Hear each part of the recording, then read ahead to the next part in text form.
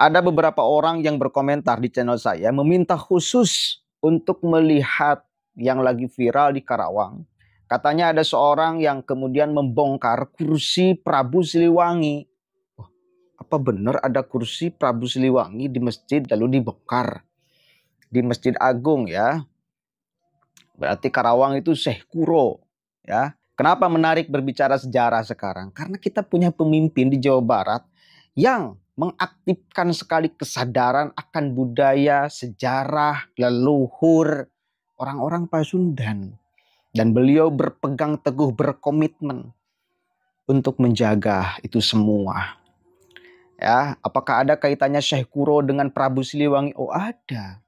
Prabu Siliwangi itu nikah sama Nyi Subang Larang. Nyi Subang Larang itu adalah muridnya Syekh Kuro. Pamanah rasa, Pak. Ya, Prabu Siliwangi itu pamanah rasa. Coba kita cek dulu nih videonya nih. Tuh, kasih sembahan. Sudah bongkar itu, polisi itu bongkar. Wah, itu dibongkar, wah, bisa dilaporkan polisi itu, wah. Penistaan agama aja.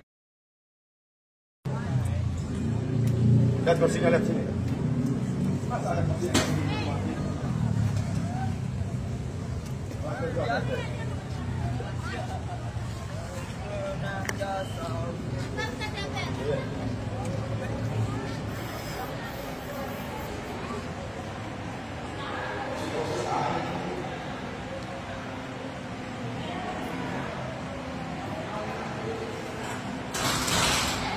Ada kursi-kursi, tuh ada kursi. Kursi apa manfaatnya ini, coba? Tuh, kasih sembahan. Kunci buka. Maluin aja. Di barata betul surat dia. Saksinya gitu, Prabu Siliwangi bicara gitu dia. Sekarang ada.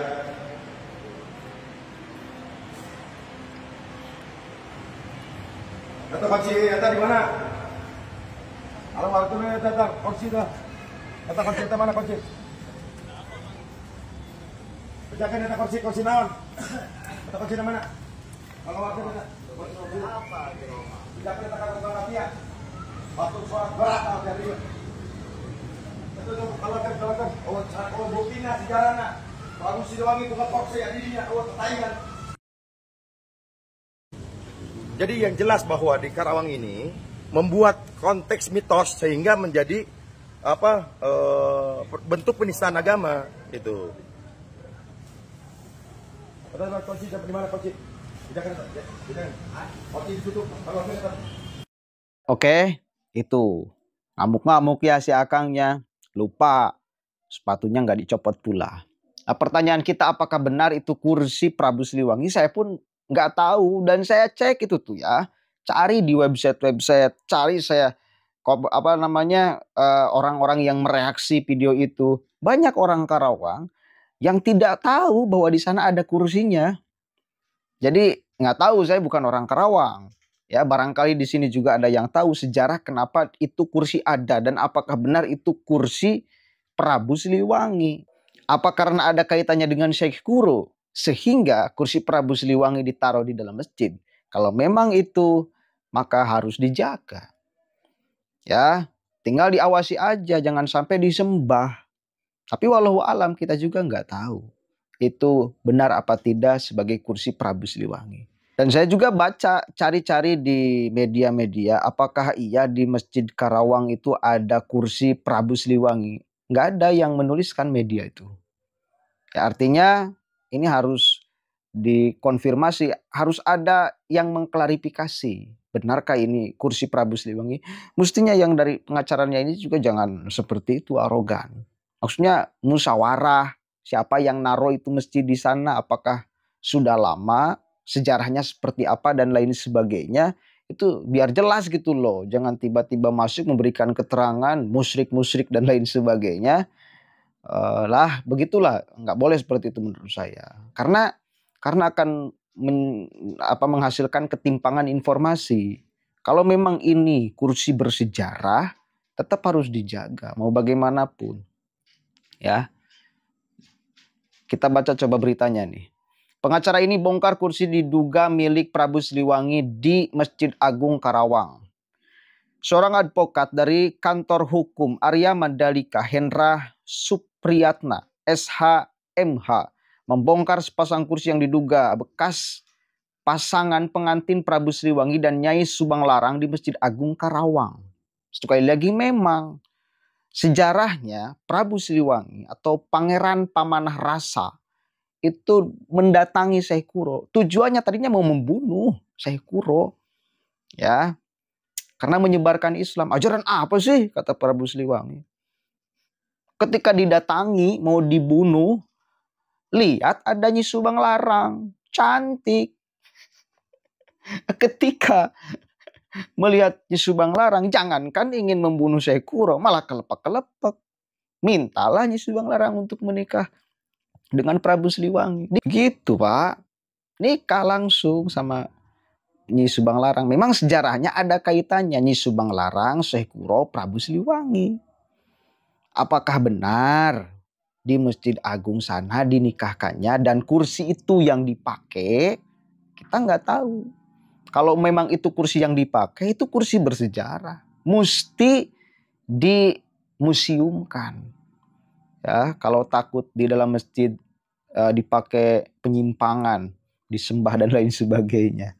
Langkah ini dilakukan untuk mencegah penyimpangan dan kemusyrikan di lingkungan masjid. Menurut Hendra, keberadaan kursi tersebut dapat menimbulkan keyakinan yang tidak memiliki dasar sejarah yang jelas sehingga berpotensi menyesatkan masyarakat, terutama generasi muda. Oh, tidak memiliki dasar sejarah yang jelas. Artinya mungkin kursi itu yang dipakai nikah antara Prabu Siliwangi dengan Nyi Subang Larang itu masih menjadi perdebatan mungkin.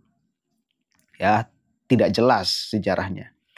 Tidak ada satupun saksi atau bukti otentik yang membenarkan bahwa kursi itu milik Prabu Siliwangi. Oh, ada buktinya. Apalagi kursi pengantin dipajang di lingkungan masjid yang seharusnya bersih dari unsur klinik, ujar Hendra. Tapi ada tuh di Banten itu, di dalam masjid ada kursi yang bersejarah. Gak jadi problem kalau memang benar itu kursinya bersejarah. Itu. Hendra juga menyayangkan kebijakan Ketua Dewan Kemakmuran Masjid sebelumnya, Acep Jamhuri, yang dinilai telah membangun sesuatu yang dapat menimbulkan pemahaman keliru di kalangan jemaah. Oh, ini mungkin yang naroknya tadinya Ketua Dewan Kemakmuran Masjid. Artinya dia yang paham sejarah kursi itu. Apakah benar itu kursi bekas nikah antara Prabu Siliwangi dengan Nyi Subang Larang? Atau bagaimana? Ini harus dikonfirmasi kepada Kang Acep Jamhuri. Atau ngarang, ini kursi dari mana, ngambilnya kursi tua lalu dianggap sebagai kursi bekas nikah Prabu Siliwangi. Ini adalah kebijakan yang tidak tepat. Membangun sesuatu yang bisa membuat jemaah percaya pada hal yang belum pasti kebenarannya mendekati kemusyrikan. Ah, ini bukan mendekati kemusyrikan kalau urusan kursi mah. Kan bukan untuk disembah. Mengenang sejarah kalau memang itu bekas tuh, kali lagi ya. Tidak membangun kemusyrikan, masa mau orang nyembah kursi. Tidak menimbulkan kemusyrikan, saya kira. Ah, gelo, wela menyembah kursi mah. Lamun aya gitu jelema nu nyembah kursi, agelo itu.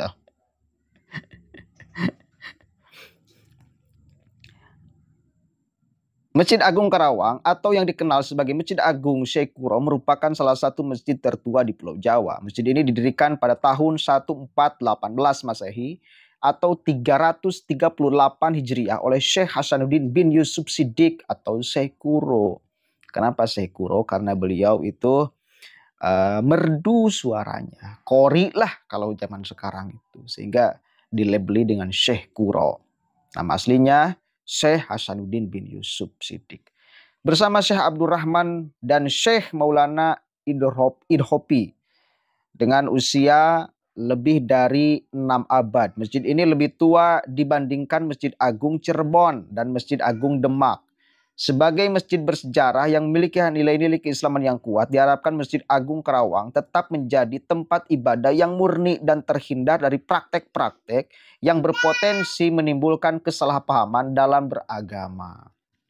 Begitu. Sekali lagi, Ini yang poin intinya mesti diteliti secara benar apakah masjid ini benar bekas peninggalan atau bekas nikah Nyi Subang Larang dengan siapa? Prabu Siliwangi atau bagaimana. Itu dulu yang mesti dikonfirmasi.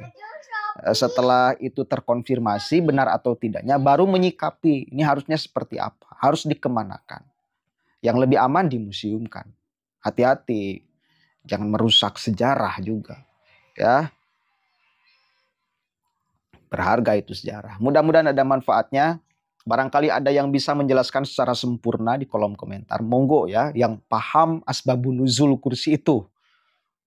Kursinya yang paling penting. Itu ada kaitan dengan Prabu Siliwangi, Nyi Subang Larang, Syekh Kuro atau tidak. Itu yang paling penting dulu. Kalau tidak ada kaitannya, ngapain? Itu disimpan.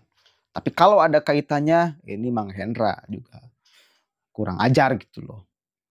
Karena sudah tidak sopan ke masjid, sangenahna, dan mencoba menghilangkan nilai-nilai peninggalan sejarah di sana.